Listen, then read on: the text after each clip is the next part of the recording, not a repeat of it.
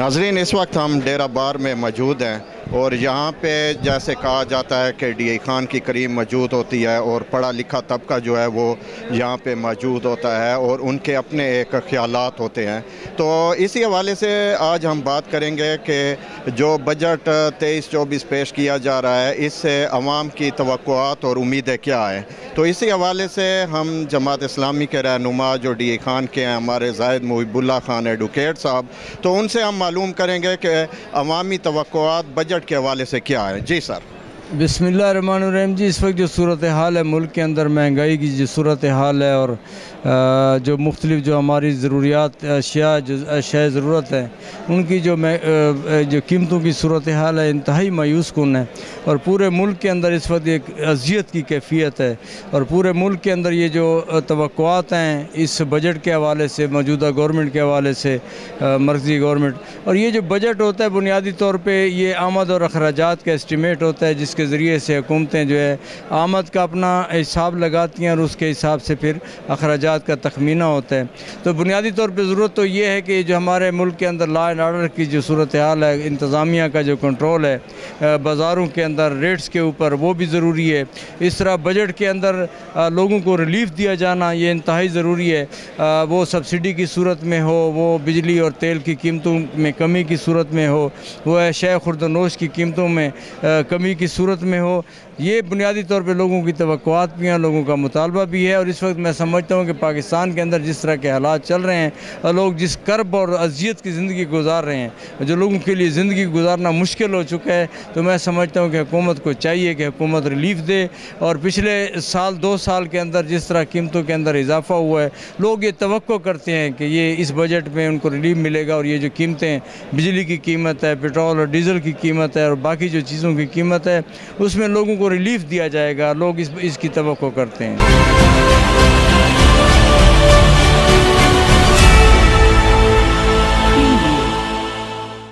कि ये अवाम दोस्त बजट होगा और अगर ये नहीं होगा तो एक मुल्क का भी नुकसान होगा और उनको, मैं समझता हूँ कि पॉलिटिकली भी उनको बहुत बड़ा लॉस लेना पड़ेगा।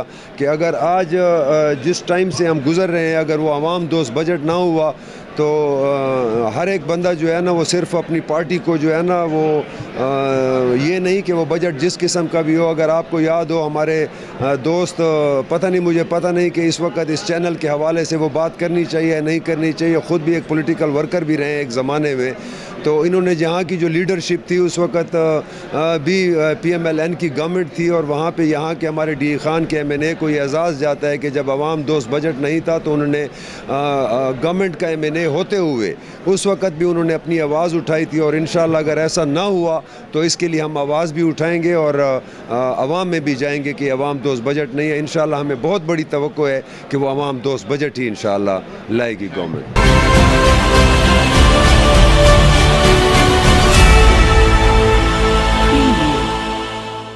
उसके बाद हम ऐसा बजट लाने की कोशिश कर रहे हैं कि गरीब आवाम पे कम से कम बोझ आए। अगर बोझ आए तो अमीरों पे आएगा, गरीबों में मैं समझता हूँ कम से कम। लेकिन इसका मतलब ये नहीं कह सकते कि महंगाई होगी नहीं, महंगाई ज़रूर होगी, लेकिन हमारी कोशिश है कि इतनी महंगाई हो कि जो गरीब आवाम है वो बर्दाश्त कर सके। जो हमारे मेन फीचर्स हैं इस बजट में वो ये है कि एक्सपेक्टेड है कि 20% जो तनख्वाहें हैं वो बढ़ाई जाएंगी। और ये इतनी बड़ी जंप जो है आज तक, मतलब 10 सालों में या मेरे ख्याल में कभी नहीं हुई, या शायद 15 सालों में, मैं शायद गलत होंगे। तो जितना भी होगा 20% हम तनख्वाह बढ़ाएंगे ताकि जो ये गरीब तबका है ये इसके साथ चल सके। उसके अलावा यूथ, हम लोन ला रहे हैं जिसमें यूथ लोगों को अपने कारोबार चलाने के लिए लोन मिल सकेंगे और वो ऐसे होंगे कि जिसमें आपको किसी गारंटी ज़रूरत नहीं होगी, सिर्फ शांति कार्ड होगा और वो पाकिस्तानी हो। उसको हम 5, 10, 20 लाख तक लोन देंगे ताकि वो एक कारोबार चला सके। बेनज़ीर इनकम सपोर्ट प्रोग्राम के लिए हमने सोचा है कि इस दफ़ा बजट वो पहले से डबल किया जाए ताकि जो पिसा हुआ तबका है, जो गरीब तबका है, उन तक हम डायरेक्ट उनके मसाइल हल कर सकें और वो कम से कम अपना किचन चला सकें। तो इंशाअल्लाह ताला देखें, कोशिश है कि ये बजट हमारा अच्छा होगा और इंशाअल्लाह ये आप याद रखेंगे। जब इन हालात में हम ये बजट लाएंगे तो ये आपको कामयाब तरीन बजट नजर आएगा।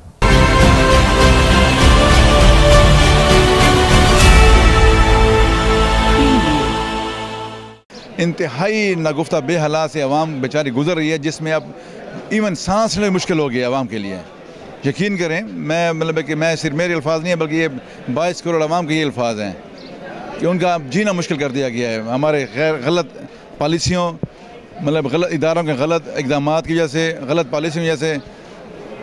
और दूसरी बात ये है, जो हमारे मतलब कि लोग कारोबारी तबका है, हुकूमत तो महंगाई करती है ना, उसके बाद जिस कर्ब से जिन हालात से आवाम को गुजरना पड़ता है इन कारोबारी तबका की ज़्यादती की वजह से, वो भी नाकाबिल बर्दाश्त होता है।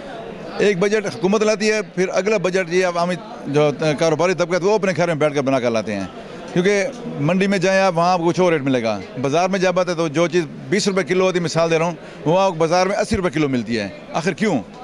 वजह यह है कि हमारे इदारे नाकाम हो चुके हैं इस वक्त। चेक एंड बैलेंस रखने वाले जो चेक एंड बैलेंस जिनको रखना चाहिए था, वो एसी कमरों में बैठे हुए हैं या वहाँ बैठकर पॉलिसियाँ बनाते हैं। उन्हें नहीं मालूम कि बेचारा एक गरीब बंदा बेचारा कैसे ज़िंदगी किस तरीके से किस अंदाज से ज़िंदगी गुजार है, बल्कि तो सिस्कियाँ ले लेकर बेचारा वो गुजारते ज़िंदगी अपनी। तो इन हालात में मैं कोई अच्छी उम्मीद नहीं रखता बजट से, आने वाले बजट से, क्योंकि अवाम असल बजट तब होगा जब हुक्मरान अपनी अयाशियाँ, अपने जो ख्वाहिशात, अपने जो है ना अपने अयाशियों को कंट्रोल नहीं करेंगे, जब तक अपने जो गैर ज़रूरी अखराजात उनको कंट्रोल नहीं करें, तब तक कोई अच्छा बजट पेश करने में मतलब कि पेश किया ही नहीं जा सकता।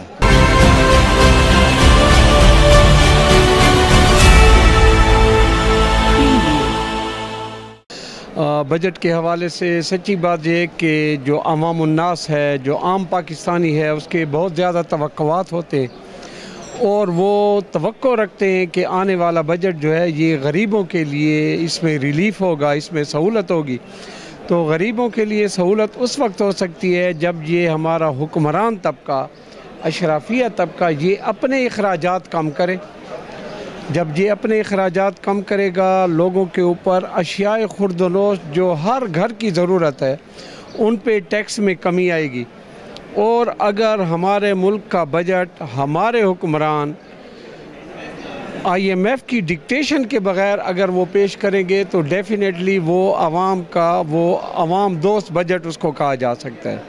इसमें आम अशियाए खुर्दनोश की कीमतों में के ऊपर ज़रूर नज़रसानी होनी चाहिए। पेट्रोल, डीज़ल और इन किस्म की जो है ना, ये इनके ऊपर जो टैक्सेस हैं वो कम से कम किए जाने चाहिए। अगर ये सूरत हाल होगी तो इंशाल्लाह ये बजट जो है ये अवाम दोस्त इसको हम कह सकते हैं।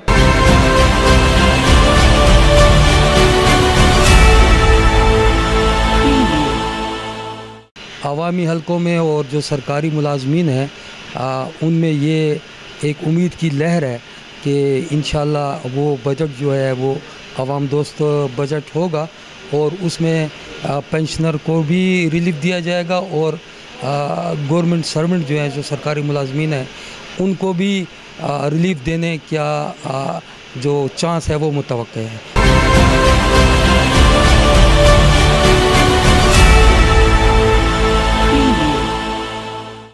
इनमें आम आवाम जो तासर ले रही है वो ये है कि मौजूदा हुकूमत 100 रुपये अगर किसी चीज़ की कीमत बढ़ा देती है और बाद में अपने क्रेडिट लेने के लिए 20 रुपये कम कर देती है, तो ये कोई वो और फिर उसके बाद ये कहा जाता है कि ये जी बहुत अच्छा बजट है। मेरा ख्याल है कि इस वक्त हुकूमत को चाहिए कि ऐसा बजट दें जो आवाम की उमंगों के मुताबिक हो, जो कि गरीब के लिए बजट हो, क्योंकि ज़्यादातर टैक्सेस चीज़ें जो माफ़ की जाती हैं वो उन अशिया पे माफ़ की जाती हैं जिनके साथ गरीब का कोई तल्लक नहीं होता। हम ये चाहते हैं कि जो ज़रूरी अशिया हैं, मिसाल है कि आटा, घी, चीनी, ये जो चीज़ें हैं इनको कम होना चाहिए। पेट्रोल की कीमतें सही उस लेवल तक लाएं जो 2018 की लेवल थी, उससे कबल की लेवल थी जो नवाज शरीफ के दौर में थी। तो नवाज शरीफ के दौर के अगर ये बजट दोबारा ला सकते हैं तो मेरा ख्याल में कि इस हुकूमत की कामयाबी तरीन ये एफ़र्ट होगी। और अगर ऐसा नहीं कर सकते तो फिर मैं बतौर मुस्लिम लीगी भी अपनी ही कारकर्दगी पे अफसोस ही कर सकूँगा। इससे ज़्यादा तो मैं कुछ कह नहीं सकता।